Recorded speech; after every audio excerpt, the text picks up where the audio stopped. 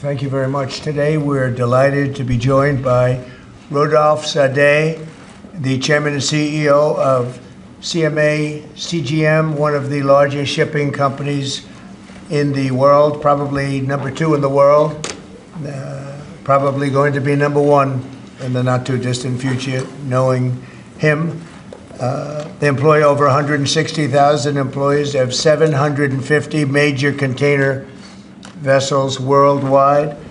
And I'm thrilled to announce that he's going to be investing $20 billion into the United States because of the election results, which comes along with a lot of other things like great protections and other things.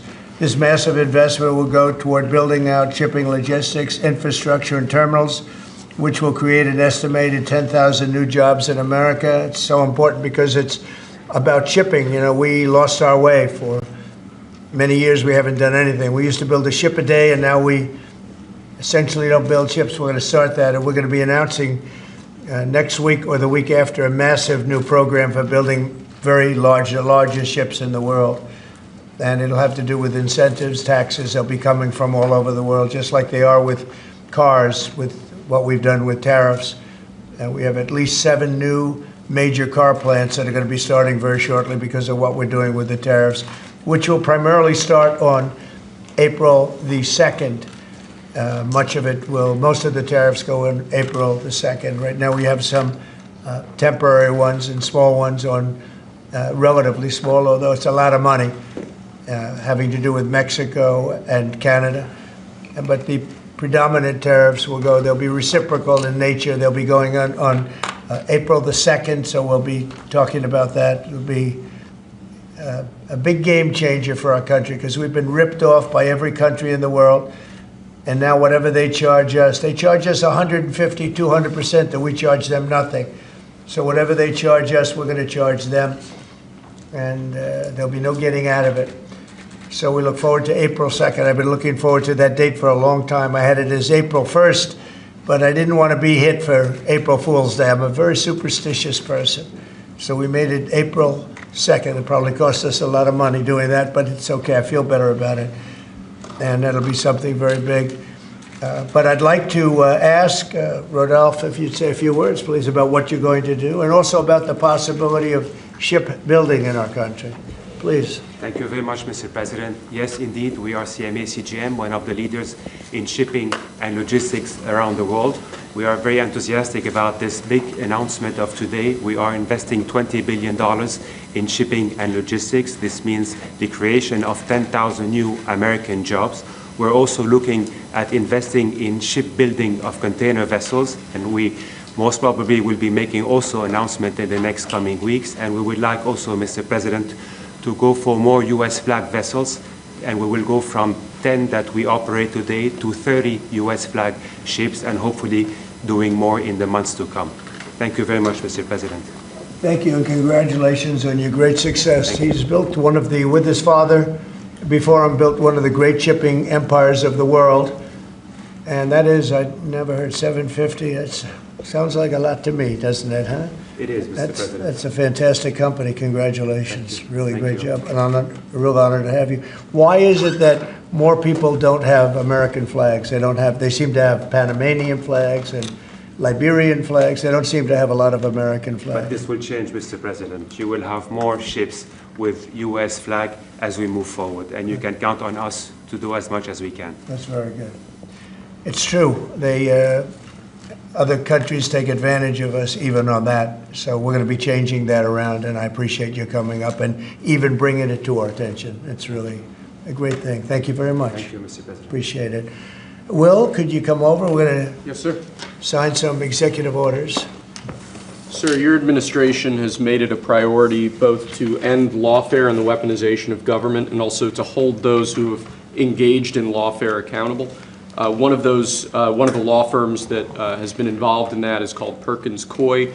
That's also a law firm that has engaged in unlawful DEI practices. This executive order will suspend security. And I've watched it take place. This executive order will suspend security clearances and access to certain federal resources for that law firm, and also launch a holistic review of unlawful DEI practices at some of the nation's largest law firms. This is an absolute honor to sign. What they've done is it's just terrible. It's weaponization. You could say weaponization against a political opponent, and it should never be allowed to happen again.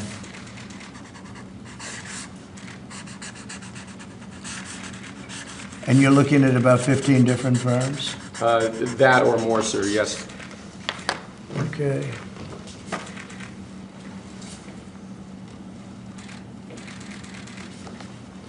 Thank you, sir. One of the tools the left has consistently used to frustrate good government policies has been the use of injunctions and temporary restraining orders. Federal Rule of Civil Procedure 65C allows for essentially a demand for an injunction bond for folks who are seeking temporary restraining orders and injunctions to post a bond before they're allowed to proceed in court. This presidential memorandum would order the Department of Justice, its litigating components, to seek those injunction bonds whenever someone tries to challenge our policies in court, so that when they end up losing in court, and we believe that they will end up losing in court, that they can be held financially responsible for the disruption to federal activities that their actions have caused. Right. Something they've wanted to do a long time, right? They've been looking to do this for years? Yes, sir. And why they just never got it? This is a rule that's been on the books for a very long time. The Department of Justice has been very inconsistent in seeking these bonds. From a legal standpoint, really a very big thing. Thank you, sir. In order to protect American car manufacturers and American farmers, we have two modifications to the IEEPA tariffs that have already been announced against Canada and Mexico. This first order relates to Canada. Essentially, what it will allow for is the flow of parts and sub-assembly products into America to allow American car manufacturers to continue building cars. It basically excludes USMCA-eligible goods from existing tariffs, and also in order to help our farmers at this crucial time of year, we're going to be reducing the tariff imposed on Canadian potash from 25% to 10%. So this is a modification to our tariff regime to protect American car manufacturers and American farmers. It basically makes it more fair for our car manufacturers during the short-term period before April 2nd. April 2nd is a little bit different. That will be much more significant. But during this interim period between now and April 2nd, this makes it much more favorable for our American car manufacturers.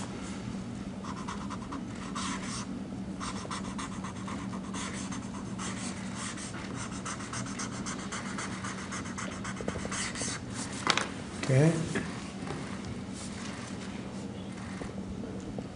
Can you see that, Peter? Look, nice to be tall, Peter, right? I see right over. You can see it so nice. That's why he's such a gentleman. He doesn't have to rush. Okay. And this is the same just for Mexico, sir, the previous one. Same thing for Mexico. So That's one for exactly right. Canada, one for Mexico. Yes, sir. They've been in the news lately, haven't they? And I spoke to the president of Mexico, wonderful woman, today, and we helped them out with the problem they were having to do with the tariffs, short-term tariffs. And we had a very good conversation. Also, we discussed drugs, and they've been working much harder lately. Do you notice that?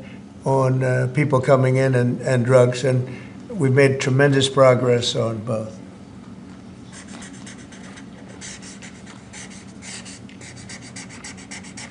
President Trump, what's your thought about why the markets are so spooked? Do you think they don't like the tariffs, or do they not like the uncertainty with some of the changes and the carve-outs?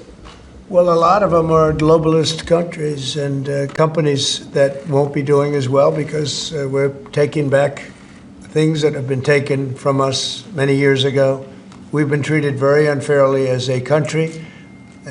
We protect everybody. We do everything for all these countries. And a lot of these are globalist in nature. You know, they have if you're outside of the United States, you know, it's going to be a little bit different. We just weren't treated right. We were ripped off as a country. I've been saying it for a long time.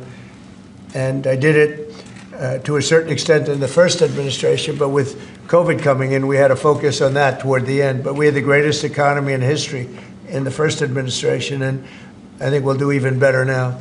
But this is something that we have to do. There'll always be a little short-term interruption. I don't think it's going to be big, but the countries and companies that have been ripping us aren't particularly happy with what I'm doing. But the United States will be very happy. And, you know, our farmers are going to be very happy. And again, there'll be disruption. But in the end, I said it before with China, we signed an unbelievable deal with China, $50 billion in purchases, and we're doing great. Biden, however, when he came in, they never enforced that deal. So that's the only thing that basically you have globalist companies that have been ripping us off that won't be able to rip us off any longer. I think that's what the big charge is. Have you been influenced, some of these exemptions that have been announced and some of these temporary delays, have you been influenced in those decisions because of the market reaction? Well, there are no delays at all. No, nothing to do with the market. I'm not even looking at the market because long term, the United States will be very strong with what's happening here. Now, these are countries and companies, foreign companies, that have been ripping us off, and no president did anything about it until I came along, and then I did a lot about it. You know, we took in tariffs from China $600 billion. Nobody else took in 10 cents from China. They never did. But when COVID came along, we had to focus on COVID. We did a great job. We got rid of that. We ended up handing over with a market that was higher than it was previous to COVID coming in. But this is very much about companies and countries that have ripped off this country, our beloved USA, and they're not going to be ripping us off anymore. So, you know, I think that has an impact on the market. Sir, this is a slate of nominees that's been prepared by the Presidential Personnel Office. It includes a number of sub-cabinet level appointments, a number of your ambassadors that have been previously announced, and also, crucially, given the administration's concerted effort to focus on violent crime, it includes a number of U.S. attorneys in major cities that have real crime problems. Okay. Some very good people, too. Thank you, sir. And then we have a number of ceremonial proclamations that Lindsay Halligan is going to... So two very special proclamations, the first of which is a proclamation that proclaims March 2025 as Women's History Month in honor of all the wonderful women in your administration, all the wonderful women in America, and in honor of everything you've done for women and this administration has done for women in just, what, a month and a half? So. Yeah, we've done a lot, and women have done a lot for us, right? This is an honor. We have a wonderful woman here, Maria Bartiromo. Thank you so much. Nice to have you, Maria. Thank you very much, Mr. President, and thanks for all that you're doing for women. Thank you. She's going to do an interview of me later. Maybe I shouldn't do this interview. I should be like Biden, not do any interviews.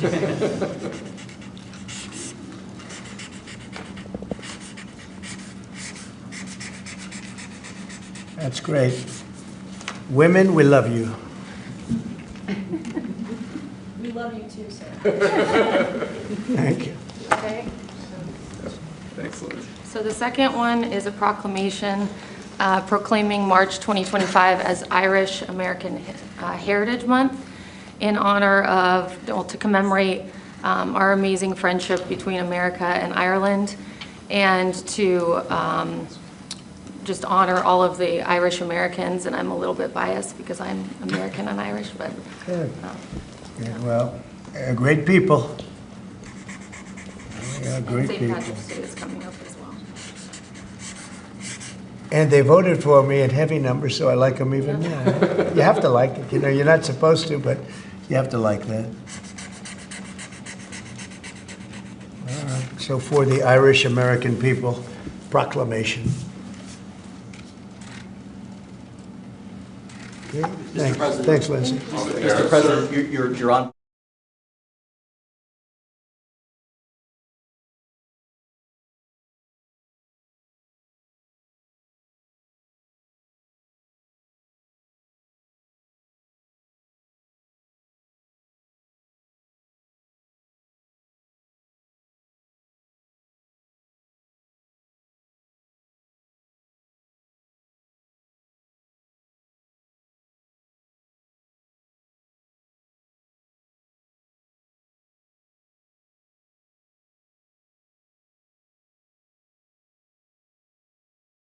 Thanks, Lindsay. Mr. President, your envoy, Steve Witkoff, told us a little while ago that if Hamas does not release hostages, that the U.S. and Israel could take some action.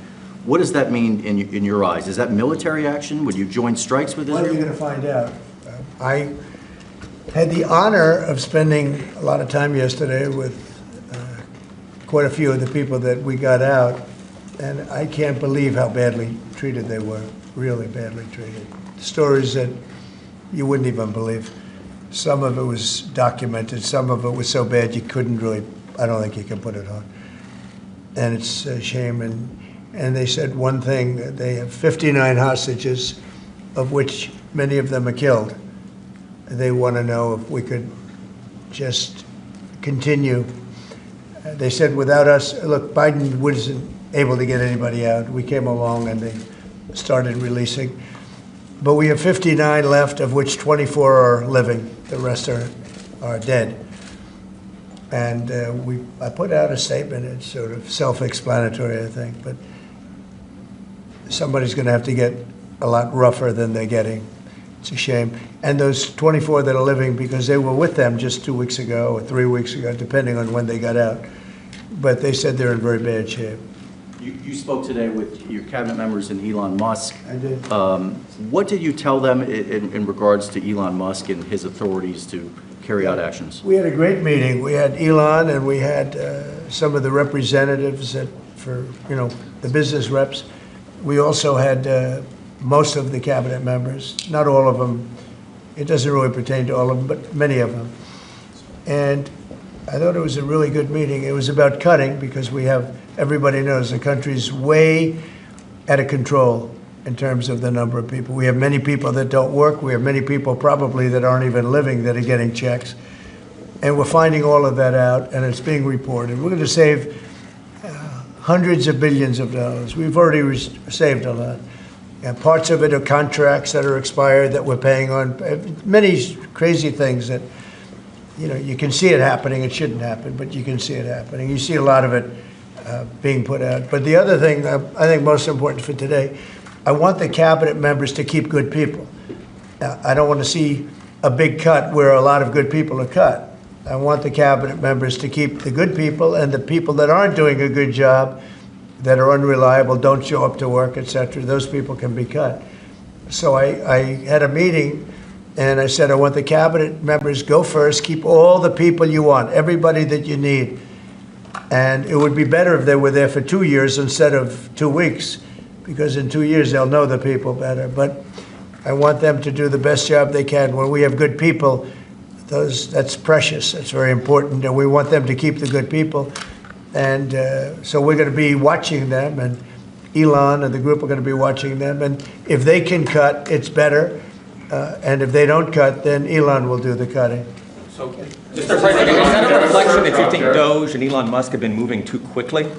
No, I think they've done an amazing job. They've done an amazing job, and look at what they found. I read it the other night in the speech. I mean, they found these things where billions of dollars has been poured down the drain to things. That's not about people, that's about contracts where billions and billions of dollars was just thrown out the window. It probably got kickbacks. I'm sure there were tremendous kickbacks for the people that authorized those contracts. But no, Elon has been really teaching everybody about the numbers that you can do. But what I want is I want the numbers, but I also want to keep the good people. We want to get rid of the people that aren't working, that aren't showing up, and have a lot of problems. And so they're working together with Elon, and I think we're doing a really great job. We're cutting it down. We have to for the sake of our country. You can't have that kind of fat. It's bloat, and like nobody's ever seen before, where you need 20,000 and they have 120,000 people, and you just don't need that many. And it happens with companies, and it happens with governments, I guess. You could go to a lot of governments, you'd see the same thing. But we're trying to get it down. We want to be able, next year, we could balance the budget. I think there's a good chance we could balance the budget next year. We have a lot of good things happening. Plus, we have a lot of revenue things happening, like today with the shipbuilding. And this gentleman behind me is going to create a lot of jobs. And he's about the biggest there is in the world. We had the biggest chip maker in the world here few days ago. He's going to be spending $200 billion on building plants. We're not giving him any money to build it either. You know, it's not, that CHIP Act is ridiculous, where the Biden thing, where they give billions of dollars to people that have nothing but money. They're not going to spend that money. They're just taking that money. We're giving nothing. They're coming in because of the tariffs, because they don't want to pay the tariffs, and they're opening up big. So, but with respect to people, I said, I want to cut the people, but I want to keep the good people. President, tariffs, sir, can you walk us through the next steps on this? Steel and aluminum tariffs are due to kick in next week on Canada, Mexico, and every other country. Are those going to be modified as well? No, those aren't modified. Those are happening next week. And the big one will be on April 2nd when reciprocal tariffs. So if India or China or any of the countries that really, India is a very high tariff nation. I'll tell you what's a high tariff nation is Canada. Canada charges us 250% for our milk product and other product, and a tremendous tariff on lumber and things as such. And yet we don't need their lumber. We have more lumber than they do. We don't need Canada's lumber. So what I'm doing is I'll be signing an executive order freeing up our forests so that we're allowed to take down trees and make a lot of money and then reharvest trees. Also, we're cutting fire divides. A fire divide is a 50-yard to 70-yard swath where the trees can't, you know, it's long enough so trees don't burn forever until you can get them out. And those trees can be sold and made a lot of money with. So, but we'll be doing that. We don't need trees from Canada. We don't need cars from Canada. We don't need energy from Canada. We don't need anything from Canada. So where we can be self-sustaining, which is in most things. Look, we have more oil and gas than anybody. Our forests are massive. Massive forests. We're just not allowed to use them because of the environmental lunatics that stopped us. So I'm going to be freeing that up very shortly so that we don't have to go to other countries to buy lumber. You know, why should we be buying lumber from other countries, paying tariffs, paying big prices, extraordinary prices, and we have lumber. We have the best lumber. Go ahead. And this USMCA exemption that you're essentially announcing today for this 1 month? It's just a modification, short term, because I didn't want to hurt the American.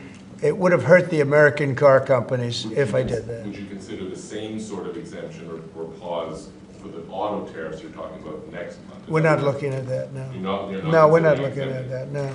No. Revoking Yep. TPS for the Ukrainians who live here in the U.S.? What about Are it? you considering revoking the TPS status for the more than 200,000 Ukrainians who live here in the U.S.? What are you saying? I don't- The Ukrainians that are here in the Yeah, U.S., yeah. they're under a TPS status. On GPS? TPS, temporary status. temporary- Oh, I thought you said GPS. TPS. Yeah. There was some news saying that they were going to be revoked and they were going to be deported from the country. Are you considering that for the Well, we're Ukrainians? not looking to hurt anybody, and we're certainly not looking to hurt them. And I'm looking at that, and there were some people that think that's appropriate and some people don't, and I'll be making a decision pretty soon. Okay? President Trump. But we're not looking to hurt them. President Trump. Especially Ukrainians. They've gone through a lot. Yeah, Peter? The clocks are going to spring forward on Sunday. When are you going to get rid of daylight savings time? Okay, are you ready? So, this should be the easiest one of all, but it's a 50-50 issue. And if something's a 50-50 issue, it's hard to get excited about it. I assume people would like to have more light later, but some people want to have more light earlier because they don't want to take their kids to school in the dark. And it's a little bit one way, but it's very much a 50-50 issue. And it's something I can do, but a lot of people like it one way, a lot of people like it the other way. It's very even. And usually I find when that's the case, what else do we have to do? And I got to ask, because you were talking about this in your joint address, you were talking about Butler. It's been 7 months. Why do you think we don't know more about the guy who shot you in the ear? Yeah, oh, well, and the second one with all of his cell phones. So I want to find the answers. I've told them. In fact, today I said, I want to find, we can no longer blame Biden for that one. He should have released that a long time ago. So they are giving me a report next week sometime, and I do believe I'll be releasing. I want to release the report. A lot of people have asked that question. You had one who had 3 apps, 2 of which were foreign, supposedly, and who has the biggest white shoe law firm in Pennsylvania, even though they don't live in necessarily a white shoe area. What's that all about? His law, the law firm. The other one had 7 or 6 cell phones, and I don't have 6 cell phones. And why would somebody have 6 cell phones? So we're going to be releasing a report on that soon, Peter. But based on what you're saying right there, the lack of information and Yeah. the data points that you just gave, does that make you think that there's some part of that there's some bigger? It could be. Well, it makes other people think that. It makes me think it a little bit too. I say, when you have 3 apps and 2 of them are foreign, and you had an FBI that wouldn't report on it, they didn't want to say why, I would say that could be suspicious. And then on the second assassin, you had, and by the way, I have to tell you, Secret Service did a great job on that by spotting him. But on the second one, he had 6 cell phones. That's a lot of cell phones. And a couple of them had some strange markings on them. So, yeah, I want to find out, and I would be willing to release it. I mean, maybe there's a reason that we shouldn't, so I don't want to get too far ahead of my skis, but yeah, I would be very willing to release that. I'd like to see it. I want to see it myself, Peter. Not only you, I want to see that one myself. Mr. President, May I? Yes. President Macron yesterday said that France was ready to offer its nuclear protection to other European countries. What do you make of it? And in this case, would the US also maintain a nuclear umbrella for European countries? Well, France is also willing to put soldiers into Ukraine for safety reasons if we can get it. I will say that we've made a lot of progress with Ukraine and a lot of progress with Russia over the last couple of days. And it'd be great to bring that to an end so we don't have to talk that way about nuclear. It'd be great if everybody would get rid of their nuclear weapons. We have Russia and us have by far the most. China will have an equal amount within 4 or 5 years. And it would be great if we could all denuclearize, because the power of nuclear weapons is crazy. It is crazy.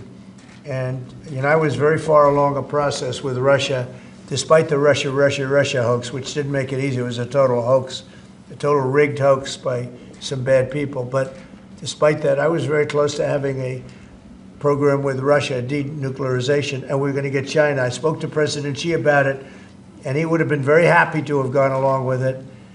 But bad things happened, like an election that was rigged happened. And so we had to come back 4 years later. But I would very much like to start those talks. The opposite of what you say, the denuclearization would be incredible. Mr. President, on the auto tariffs that you were talking about, I know yesterday you spoke with the big 3. Did you tell them that no more exemptions were on the way, and what was the reaction? I told them, that's it. This was a short-term deal. And they came back to me yesterday. They said, could we have some help on the tariffs because of the speed? And I said, look, I'm going to do it, but that's it. Don't come back to me after the April 2nd. I don't want to hear from you after April 2nd. We're not going to be doing it anymore. I want to help them. What was their response? They didn't complain, but I helped them short-term during this short-term transition. April 2nd is going to be a very big day for America. Mr. President, My understanding is that the longstanding U.S. policy is that we do not negotiate with terrorists. So how did you come to the decision to send somebody from your team to negotiate with Hamas? We are having discussions with Hamas. We are helping Israel in those discussions because we're talking about Israeli hostages.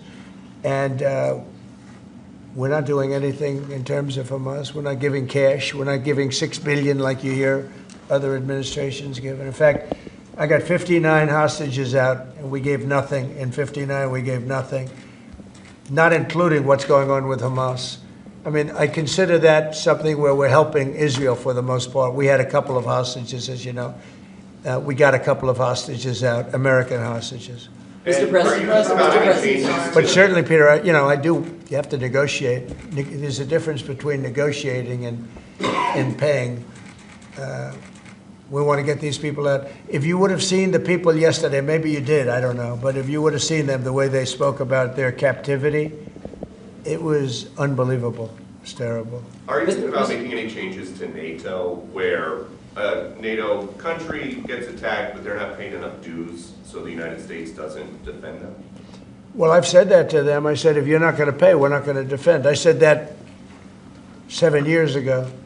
And because of that, they paid hundreds of billions of dollars. I said, if you're not going to pay your bills, we're not going to defend you. And it also went for the attack. But if they got attacked, they said, well, does that mean you won't defend us? I said, are you current or are you delinquent? They said, if we were delinquent, would you? I said, nope, I would not. And because of that, as you know, hundreds of billions of dollars came into NATO. You wouldn't have NATO right now if I weren't there. And your previous Secretary General has said that. He said he's never seen anything like it. When I came to NATO, when I first had my first meeting, I noticed that people weren't paying their bills at all. And I said I should wait till my second meeting, and I did. And I brought that up. And I said, if you don't pay your bills, we're not going to participate, we're not going to protect you.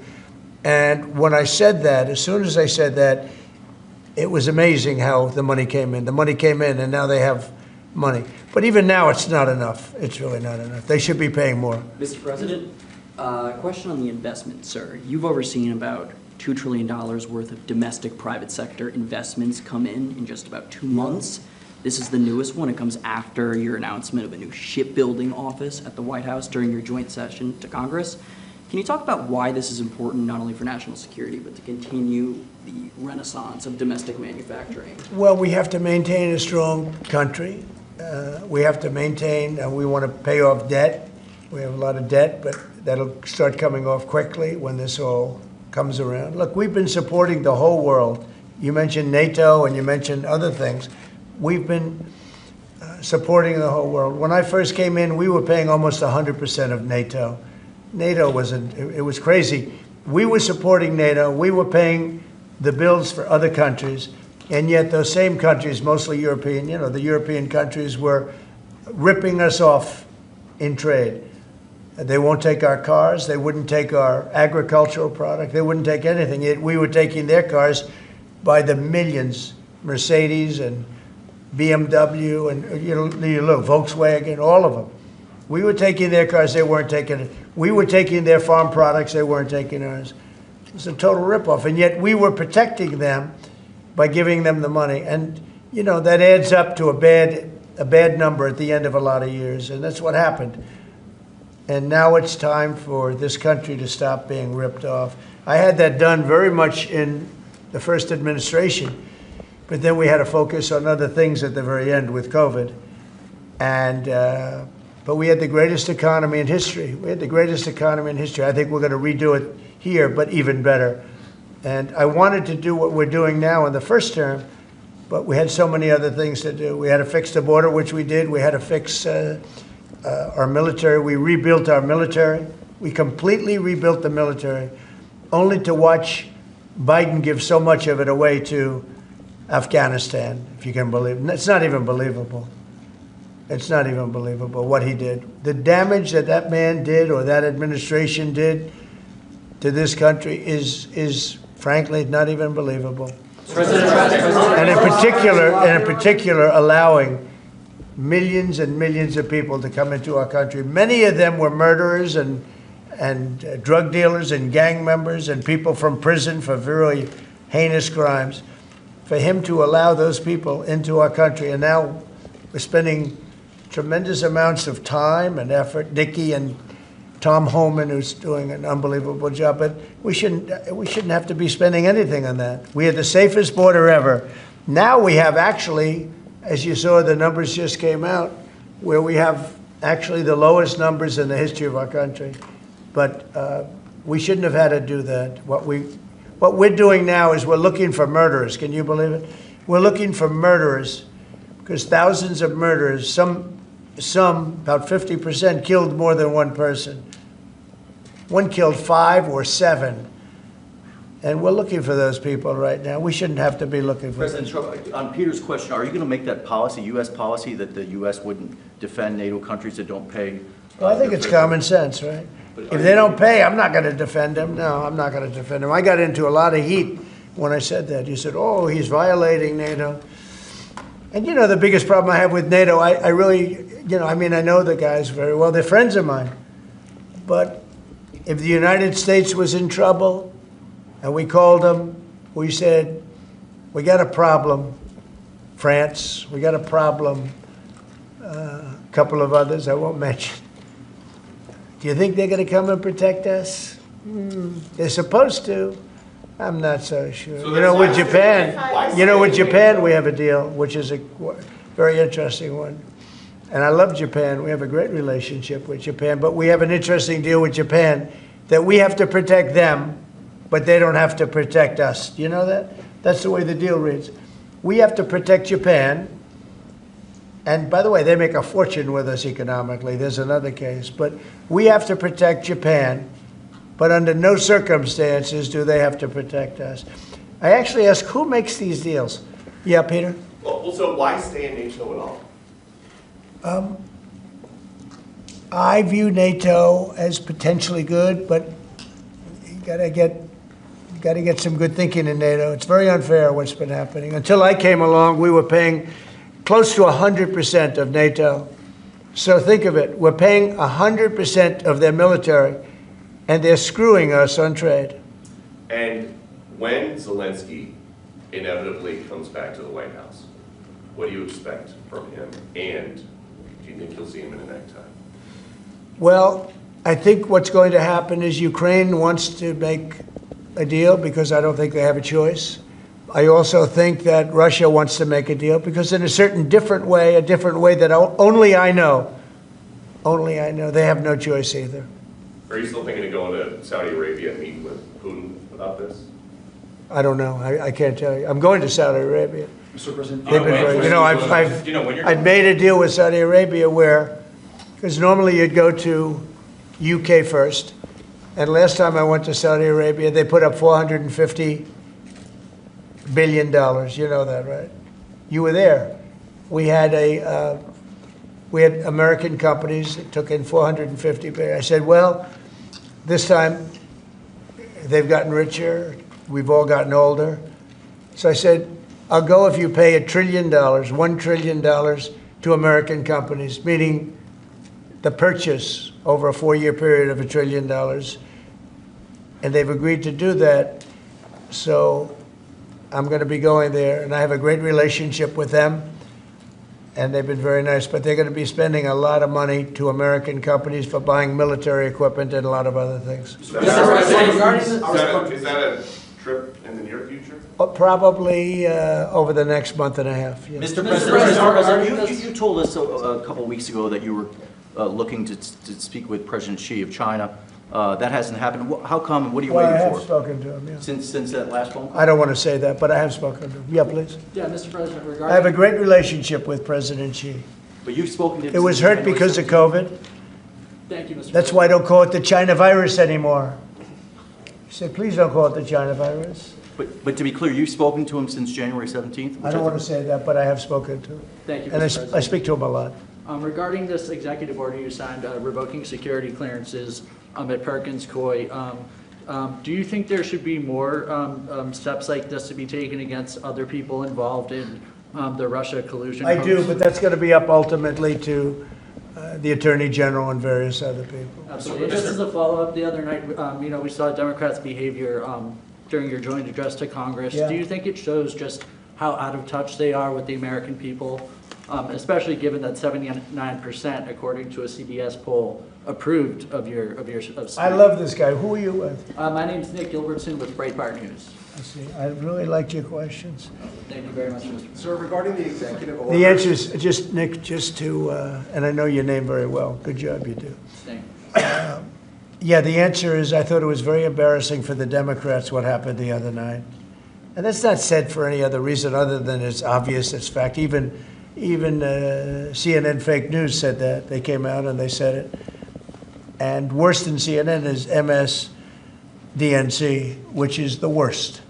And the good news is very few people watch them anymore. They have lost such credibility. And frankly, what Nicole Wallace said, I've never been a fan of hers, and she's not very talented. But I'll tell you what she said the other day about that young man, is disgraceful. She should be forced to resign. And Rachel Maddow should be forced to resign. Nobody watches her anyway. I don't know if it's not possible they pay her as much money as I hear, but certainly she's lost all credibility, both of them. But what they said the other day, they should be forced to resign about that young person who is suffering greatly. Thank you, Nick. Will you extend, if a TikTok deal is not made on the timeline you gave, will you extend that? Probably, yeah. You will? I think, look, we have a lot of interest in TikTok. And China is going to play a role. And so hopefully China will approve of the deal. But they're going to play a role. But we have a lot of interest in TikTok. How long will you extend it, and how close are you to a deal? Well, we'll see. But if I need, right now we have at least another month, so we don't need an extension. But if I needed an extension, I'd probably get it extended. Yeah, Our countries Mr. reject. President, regarding the executive orders, there was talk that you might sign one winding down the education department. Which department? The education department. Are you having second thoughts on that? No. I want to bring the schools. I want to bring the schools back to the states.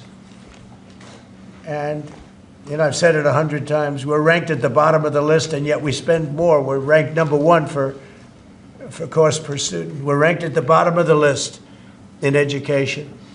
And I know if I bring it back to Iowa, Indiana, Idaho, all these great states, I think I could say 40 states. I want to bring it back. 10 states won't be perfect. 5 states will be probably not so good. But they will be every bit as good as Norway and Denmark and Sweden and all of the states that are rated at the top.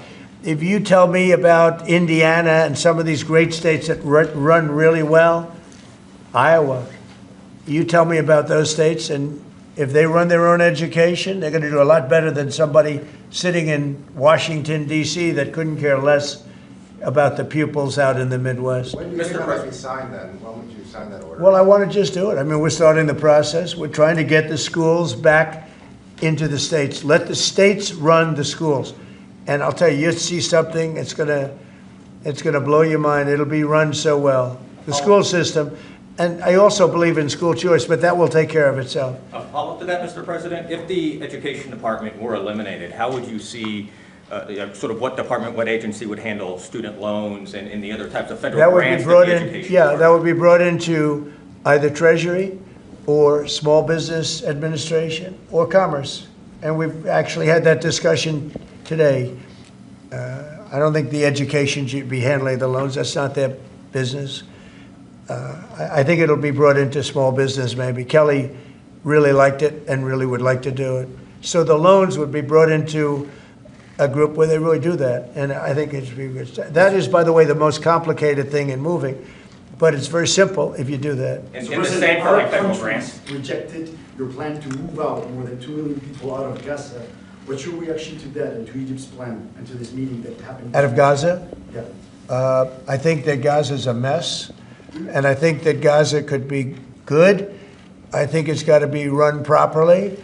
But right now, Gaza is an absolute mess, and it has been for many, many years and decades. Yeah, Peter, did you have one more? I did, yeah. They have these 2 Starliner astronauts stuck in space for 8 months. Have you spoken to them? They left them alone. Biden left them up there. And what do you know about that? I know everything about it. I said, we have 2 astronauts that are stuck in space.